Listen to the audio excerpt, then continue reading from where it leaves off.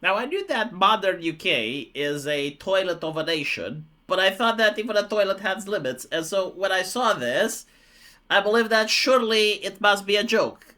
Like, someone made fun specifically to trap people like me into believing that it's real. And it turns out that it is real. The UK government decided to spend some taxpayer money because apparently British people are very wealthy and they enjoy paying taxes a lot for these types of campaigns, in which they educate immigrants on not to be bigots. It's very interesting because even the suggestion of doing this 5 years ago would have labeled you Islamophobic racist, and it would have ended with you getting fired or blocked from social media. But for some reason, it's okay when the government does it. Again, like every person that was on the internet during the Jack Dorsey era would know that if you said maybe we should teach migrants not to rape, that would have been viewed as extremely racist. But for some magical reason, now it's fine. Interesting. Okay. Again, I would be really curious how much taxpayer money was done. Like people would be shocked usually when the government does something like that. You think it's cheap, and then when you actually investigate, you find out that it's in the tunes of £100,000. And I'm low keying here. This is just my opinion, right? But if someone was to actually investigate and find out how much this cost, would have been interesting. Usually the numbers aren't public anyway, so yeah, you can't find out. But okay. It's a grift, usually. Like, let's be honest. No self-respecting rapist is going to stop raping because they saw a flyer, right? Like, people know. But again, like, feminists are mentally brain damaged, and they generally think that with enough education, we can remove crime. No, you can't. You can't, because not all crime is happening because people are unaware. In fact, if a feminist would actually go to prison, would be great, like it would be an enlightening moment for her.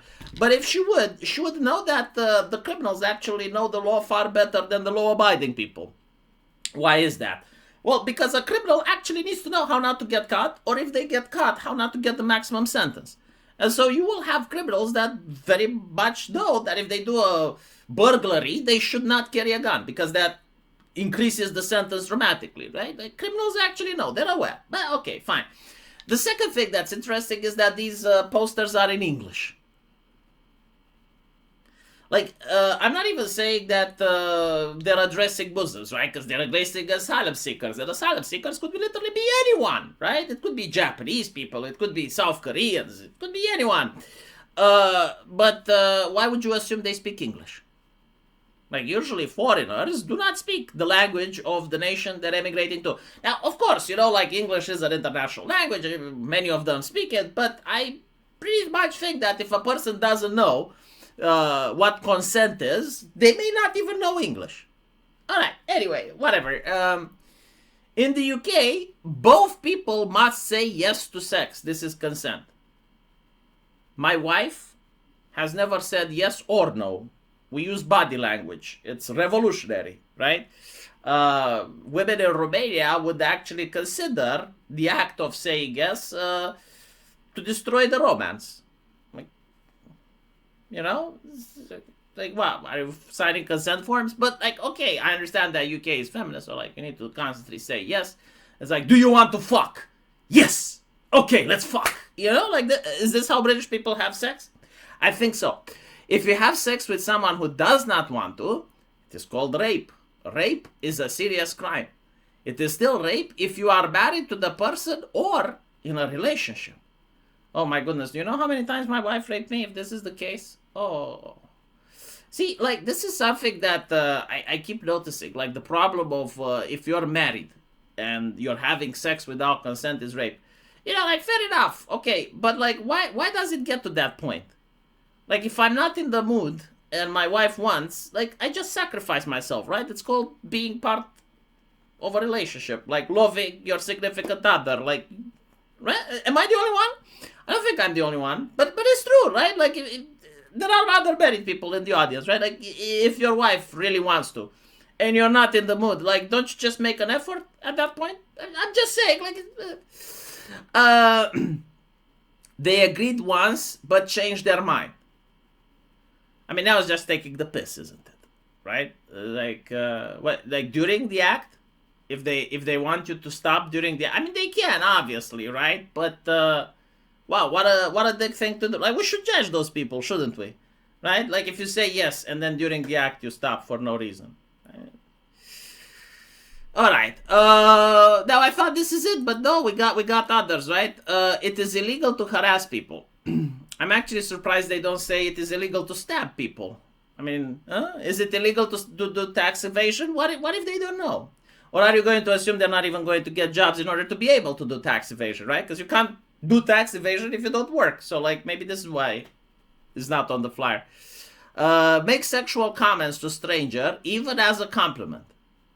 Approach someone repeatedly if they are not interested. Oh my fucking god. Do you know how many Bible thumpers we can arrest? Holy shit. Follow someone or block their path. Now this is retarded. Why? Because if I know I can get arrested if I follow someone, then I should never walk behind a woman. Because what if she thinks I'm following her? Like, how can we know? Again, it's this hyper-regulation of society, right? Like creating maximum safetyism. It's like, I understand why the law was passed, but like, seriously, right? Like, if you're walking on the sidewalk and the person thinks you're following them, how can you prove you're not? Huh? Like, who do we believe? How can she prove that you're following her? Another question. Whatever. Do not photograph or film people in public. Okay, so live streamers KO'd? Huh? I didn't know it's illegal in the UK. Say what? I guess the government is right. Look, I could have gone to the UK and I could have made the crime. The flyers help. In the UK, you should not take pictures or videos of someone without their permission. This includes taking photos or videos in public spaces. Why aren't Karens being arrested? Like, how many Karens did we not see that stuff a phone in someone's face and then, like they make a video and upload it on the internet? Or women at the gym and shit like that, right? If it's illegal, why aren't they getting sued? Sharing sexual pictures or videos of someone without their permission is a serious crime. Yeah, also putting them in a bikini, I understand. Like, that is a national emergency over there. This one is something that genuinely concerned me, right? So, it's not okay to physically hurt a child. Alright, fair enough. Shout at or threaten a child. It's like, my brother in Christ, how can you parent that? Like, if my child goes and plays with the electric socket, right? What am I supposed to do? I'm not saying I should physically hurt him, right? But can I shout or threaten him with, you're going to go to bed without supper? So, like, no, you're not allowed to do that, right? You can't shout at them for no reason. Even if, like, they're about to do something deadly, like he's playing with a knife.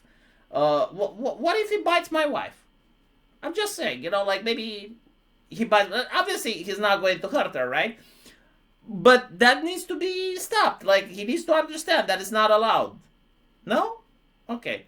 Leave a child alone without an adult. So, like, is there a time limit to that? Like, if I go to take out the trash and he's alone and... deny a child food, clothes, shelter, or care. So, like, I can't say you're going to bed without supper. Are British people mental? Who the fuck makes this law? Childless people. I'm willing to bet childless people make these laws. How are you supposed to parent your kid? Call the cops on him? Like, let's say the kid goes and beats up another kid. And, you tell him that he's not supposed to do that. And he understands, but he does it anyway. Again. So, like, the solution is to call the cops on him, right? Because, like, there's nothing else you can do. You can't say you're going to bed without supper. You can't say you're grounded, because that's threatening. You can't give him a spanking, because obviously. So, like, what is there left? Cut or harm a girl's genital. Well, I mean, I'm glad you can do that to a boy, right? So, like, they have to mention girl's genital, right? It's not cut or harm a kid's genital. No, girls. Oh, okay, right. Women have more rights in the UK, I understand. But what's interesting is in all of them, right? Even when it comes to this, you could go to prison. So I love the fact that they already assume that there is a high chance that if you do rape someone, you may not go to prison. Like this, again, this is the government speaking, right? And all of them, all of them from before, right? You could go to prison. Again, I want to know how much this cost, and I want to know who wrote this. Because, like, surely, like, the British government could have hired someone more competent. But if you hire incompetent people as the government, I have to assume nepotism. Like, I have to assume that whomever made this, and it's probably a woman, they knew someone that got them the job. Could go to prison. Holy fucking shit. For rape. Could go. Like, what is the alternative? A fine? Drop the charges?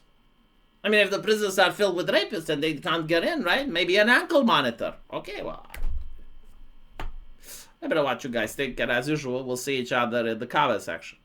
Take care.